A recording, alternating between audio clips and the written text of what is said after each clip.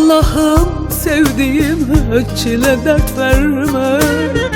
İstersen her gün bana bin azap versin. Ne olur ümitsiz günler gösterme. İsterse derdime bin dert eklesin. Allah'ım sevdiğime çile dert verme. İsterse her gün bana bin azap versin. Ne olur ümitsiz günler gösterme. İsterse derdime bin dert eklesin.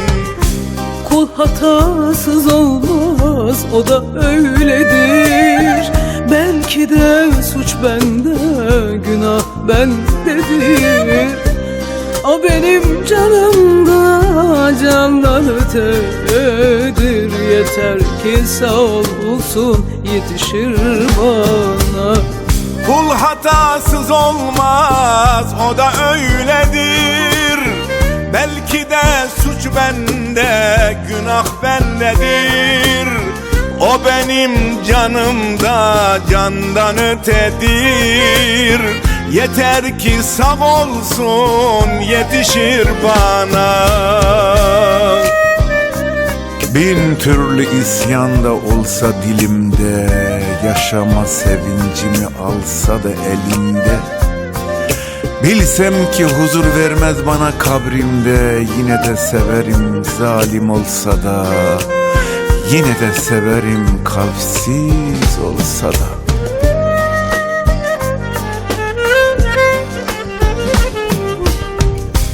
Ayakları taşa değmesin yeter.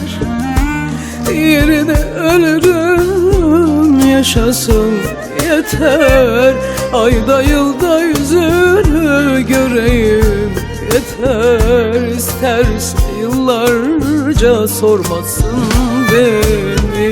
Ayaklar taşa gelmesin yeter. Yerine ölürüm yaşasın yeter. Ayda yılda yüzünü göreyim yeter. İsterse yıllarca sormasın beni. Kul hatasız olmaz, o da öyledir. Belki de suç bende, günah bendedir. O benim canımda candan ötedir. Yeter ki sağ olsun yetişir bana. Kul hatasız olmaz, o da öyledir. Belki de suç bende, günah bendedir. O benim canımda candan ötedir.